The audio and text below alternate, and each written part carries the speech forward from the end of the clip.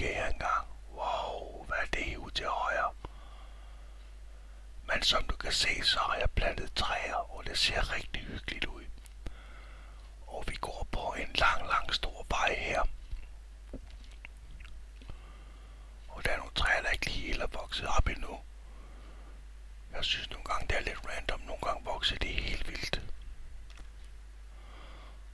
Og her kan du så se en af de her latterlige fejl, der er ved den sidste update, der var.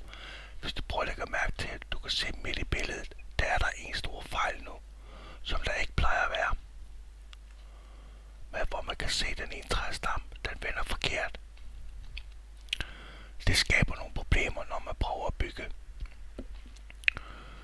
Men lad os prøve at se, hvad der gemmer sig hernede. Wow! En stor borg. Eller en borg, eller et slot, eller hvad man... Nej, det er nok nærmere en borg. Og lad os prøve at kigge indenfor. Det ser da rimelig imponerende ud.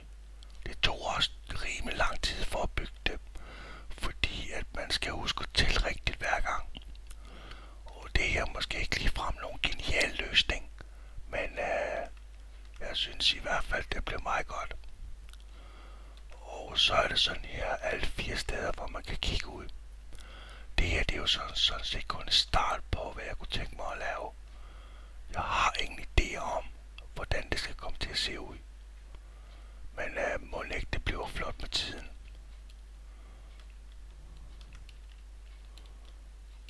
Jeg synes faktisk selv, det blev rimelig imponerende flot. Og så har jeg sådan en voldgrav hele vejen rundt.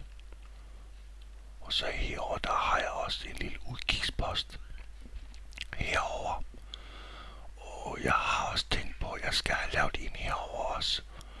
Men jeg synes bare, at jeg måtte lige gøre lidt en smule færdigt, for jeg havde noget, jeg kunne vise dig. Sådan så jeg lige kunne optage den her video. Og ja, som du sikkert nok kan høre, så visker jeg. Men jeg ved ikke lige helt, hvad jeg skal have i baggrunden, eller hvad jeg skal bygge mere. Men jeg synes i hvert fald lige, jeg vil vise dig, hvad jeg lige har bygget. Så jeg vil sige rigtig mange tak for, at du har valgt at se med.